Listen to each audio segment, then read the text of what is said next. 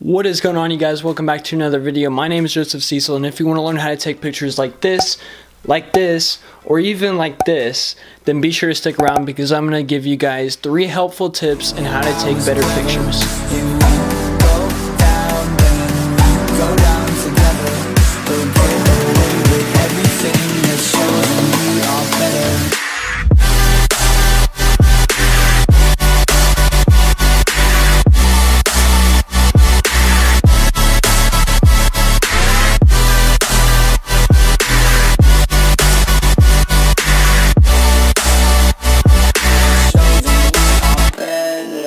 Alright, for all my returning subscribers, before you say anything, no, it's not a bad haircut, just a bad hair day. But now that we have that out of the way, I'm leaving my lens on autofocus, so if it's finding a lot and going back and forth and switching focus, which it shouldn't be, but if it does, just know that I have it on autofocus because I don't feel like actually manually focusing it and getting it tracked and everything.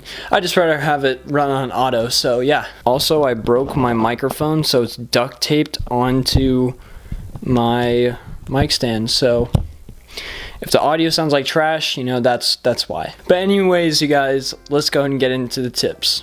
First of all, composing your picture. If you are going to take a picture, think of it as if you have a grid of some kind. And what I mean by that is normally on iPhone you can have a grid. I know on all DSLRs they do have a grid in the menu settings. I'm not going to show how to get there, you guys can look it up. But when you do have a grid, it makes it 10 times easier to actually compose your shots. And what I mean by the word compose is if you have a subject, you want them in one of the thirds of the portion of the picture. So here's a good example of my friend Lexi. So for this picture, if I was to split it up into a grid, you would notice that she is actually in the very center of the grid, and you can either have them center, to the left, or to the right. Don't really have a subject in the top left or the top right, bottom left, bottom right.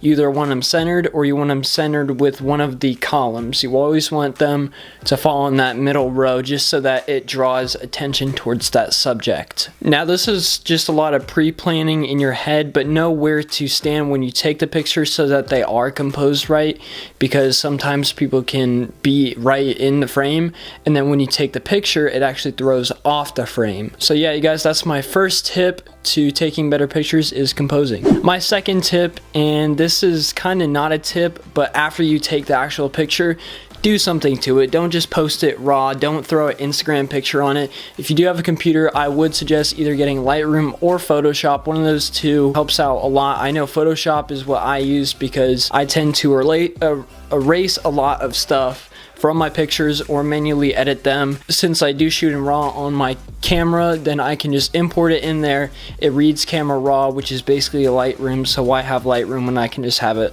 all in one, you know what I mean? But even in your camera roll, if I was to go in my phone right now, so let's say I just wanted to edit a picture, then what I could do is I could just hit edit in the top right of the screen, hit the little filter, and then you can either put in vivid, vivid warm, vivid cool, and then the little, it looks like a timer almost with the little dots around it. If you hit that, you can correct your light, your color, and then change it to black and white. So that helps out a ton, and it does show that you put in effort to your pictures on Instagram, which is what people look for. And also, if you want to achieve that Instagram look of the whole feed being like your unique feel, but if you want to have that feel, then that is 100% for sure Lightroom. That is presets that people have bought before, and a good example of that is my friend Gabrielle Webster. She got a preset, I forget which one specifically, but it will be linked down below along with her social media. But her feed went from like your typical friend group in high school to like a blogger, tropical blues, Florida or wherever she's at, Georgia, Virginia, South Carolina, somewhere on the East Coast for all I know. But yeah, guys, just make sure to do something with your shot. Don't just post it raw. It shows that you have effort into it, and you can start going for your own look. You can find out what colors work for you, what colors don't work for you, and then from there you start building your feed. Now my third and final tip is actually having a feed and a theme. I know me, for one, is actually I don't really have a theme. I just kind of edit my pictures and throw them up there. But I do know people that have themes, whether that's teal and orange, whether that's them in the picture with an epic sun flare behind them and their awesome locations, or if they're just drinking coffee, I guess. There's always themes, whether that's in the color or what's actually happening in the picture, such as portrait photographers or wedding photographers. Then their feed would be a theme of weddings, or a theme of portraits, or a theme of, like Sam Coulter, his theme is just traveling.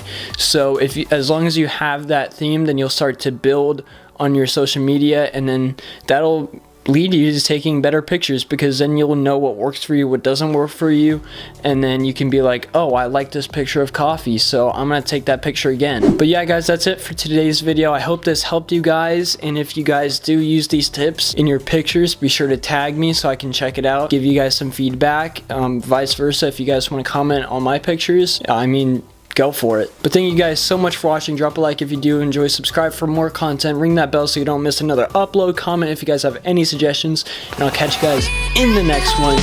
Peace out.